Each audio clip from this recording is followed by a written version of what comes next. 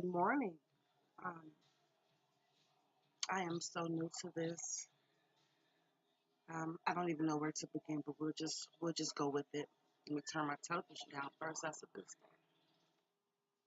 start. I'll have to be brief and kind of quiet. It is 6:22 a.m. Indianapolis time, and this is something that I have been wanting to do for quite some time. I didn't know where to start or how to even accomplish this goal, and you have to forgive me. This morning I woke up with 101 fever, and that's common with the things that are going on with me, and we'll get into that a little bit later. But I did not know where to begin or where to start.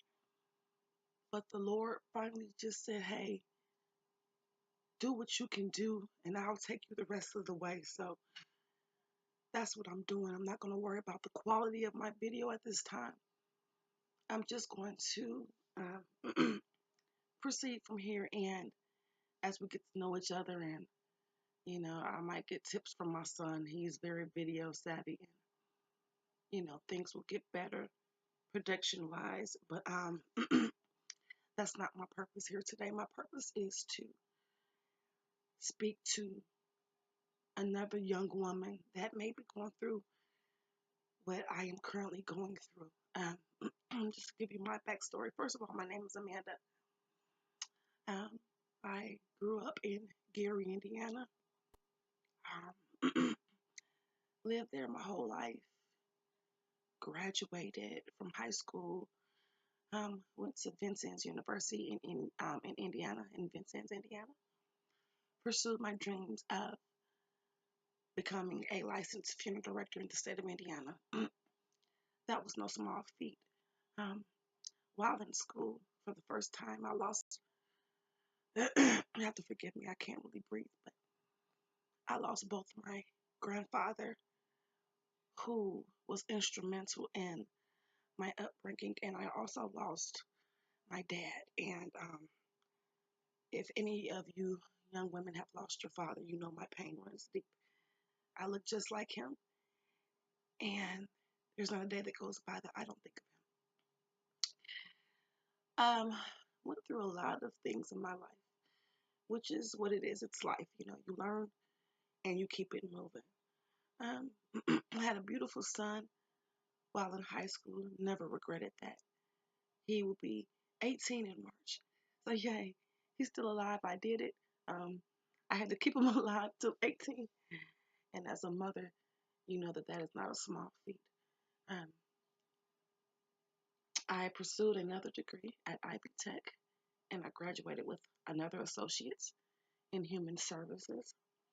Um, from there, I had various jobs in Indianapolis. I actually moved here to do an internship with Flannery Buchanan um, funeral centers here in Indianapolis. And if you live here, you know them. They're all over the city, and they actually gave me my first start, my first chance in the funeral industry. After that, I wanted to obtain my bachelor's degree not because I did not love funeral service, but because I wanted that extra cushion of support and security. Because what we know in life is that education is one of the things that no one can take from you. My mother preached that to us growing up, and both my sister and I are both very accomplished young women. My sister is my hero. Um, so I wanted to go into something that was closely related to funeral service, to servicing others, putting myself last and putting others before me, because that's how we should live in this life. We were not born to see what others can do for us. We are put here to love one another as Christ continues to love us despite all of our flaws. And I ended up obtaining my bachelor's degree just last year, December 16th. I actually walked across the stage with my bachelor's in social work. This particular degree was a huge accomplishment for me, not because I obtained it, but because I started the program in January of 2015. Going back to my family life, I have two other daughters that I was blessed with. Leah, who will be 9 at the end of this month. She is my mini-me, my twin, and she is so proud of that. I don't know why. And then I have my baby. Her name is Alicia. And a fun fact about Alicia is that she was supposed to be named Lauren. Um, all of her baby shower, the cake had Lauren. Everything just had Lauren on it. But when I saw her little face, I wanted to incorporate my name and my husband's name together. And it was actually Leah who helped us with that because we named her Alicia um, after Dora the Explorer. Her cousin Diego and his sister is named Alicia, but it's spelled differently. Anyway, not to ramble on, but in January of 2015, I started my degree at Indiana Wesleyan University.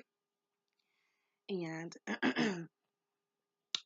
in March, I had been having pains in my left breast. Weird. I attributed it to female issues. I said, hey, maybe it's just that time for me. It seemed to bother me and then it would go away. So I did not quite worry about it. I went to the doctor finally. She did a breast exam, my primary care physician. And she said, well, let's just go ahead and get you set up with a mammogram. You're only 32. You have very dense breast tissue. Let's go ahead and give it a shot. I'm not thinking it's anything, but let's just go ahead and see so we can get that off of your mind. I said, okay. Excuse me. I went into that situation not thinking too much of it um, because I just didn't worry about that. I mean, I was 32, had not really researched any type of illnesses associated with pain in your breast. There was no history of any type of cancers in our family at that point. And then got the mammogram done, and the doctor came back in immediately and he said, well, you have microcalcifications in your right breast now. I had pains, remember, in my left breast. And he said, you got microcalcifications in your right breast, and I would not worry if it was in both because that is normal.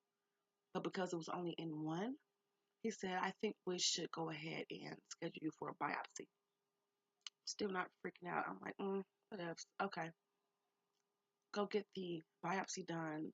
The doctor there, she did another mammogram and she said, well, if the cells are not layered, I don't even know what that means. She said the cells are not layered, then we're not going to worry about it because if they're not layered, then it's probably benign. She did the additional mammogram and she zoomed into the area and she said, well, they are layered, so let's go ahead and get this done. She saw two spots. And the way she was talking, she said, well, if it is something, it might be DCIS, which is ductal carcinoma in situ, which means that's breast cancer before, it actually forms. She said, if it is DCIS, we can, do minimal treatment, you'll be fine. I said, okay. So just look at her face. I knew it was something, but I went through the procedure, got through the procedure. My husband was there with me. She explained to my husband what was going on. So I had to get biopsied in two different places. And so went home that night. They said they would call me within 3 days with my results, yada, yada, yada. So I did not go to work the next day.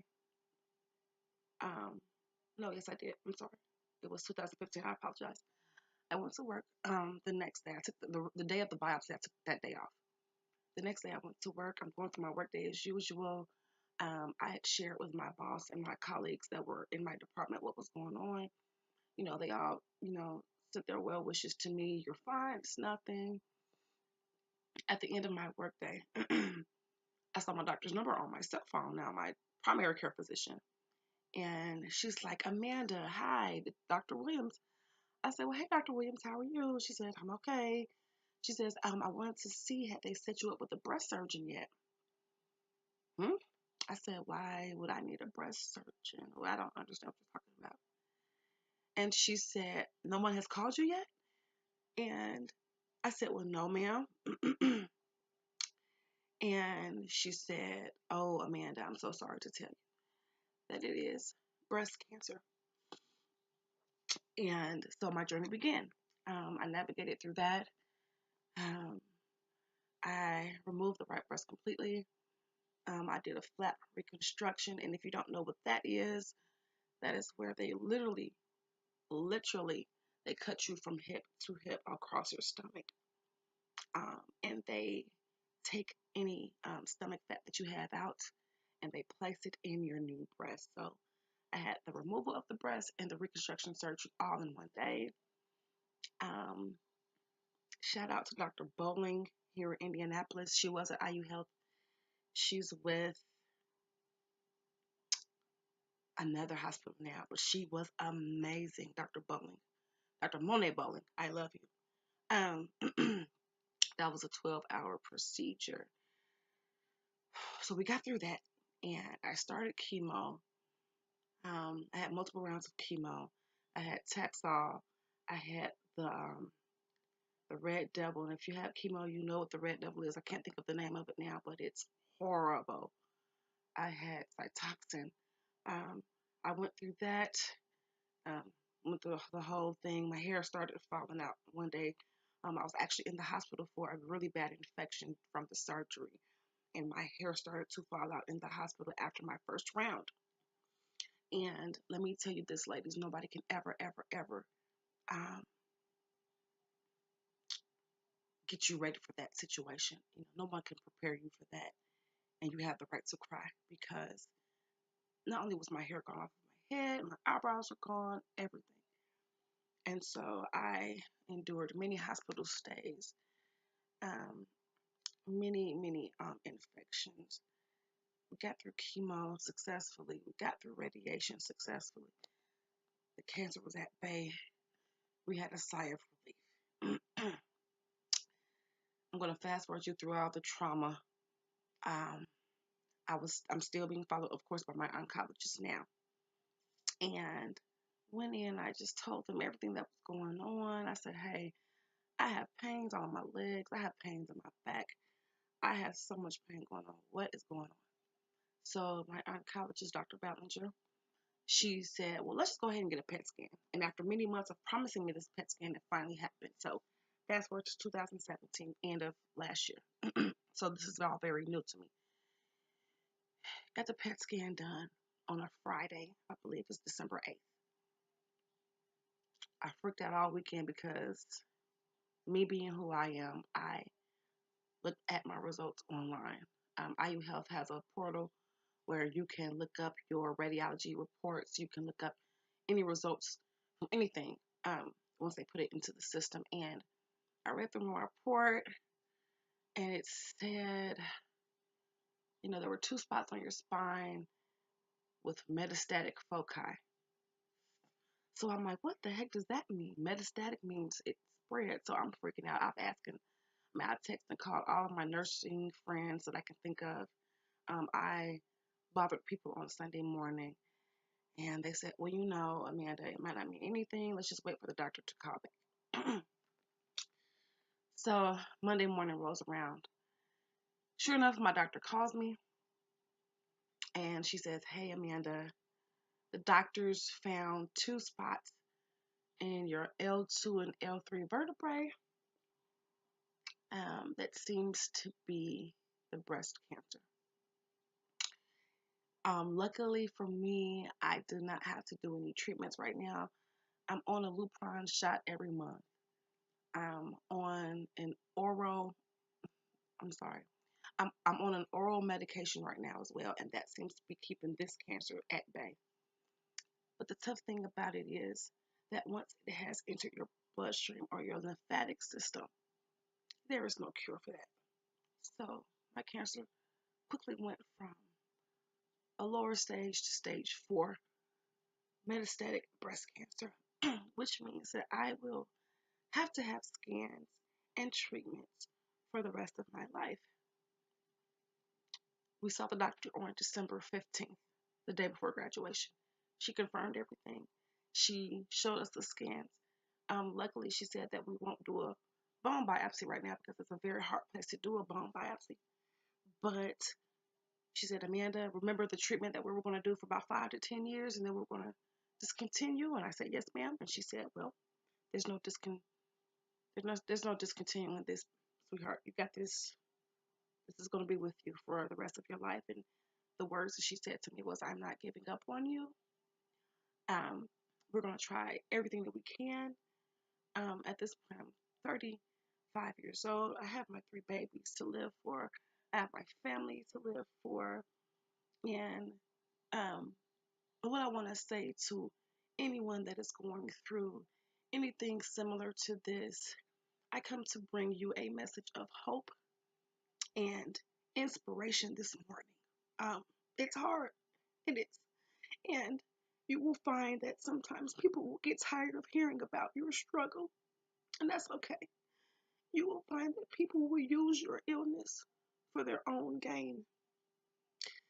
Sad but true, but it's okay. Nobody will ever truly understand what you are going through until they go through it for themselves. Um, I had never been scared, so scared in all of my life, as when I was told that my cancer had spread. But again, there is hope because guess what I did on December 16th, the day after this was confirmed for me? I walked across that stage and I received my diploma. And I thank the Lord that He was able to guide me and keep me strong and keep me positive. And I just want to let any young women out there know this is the reason for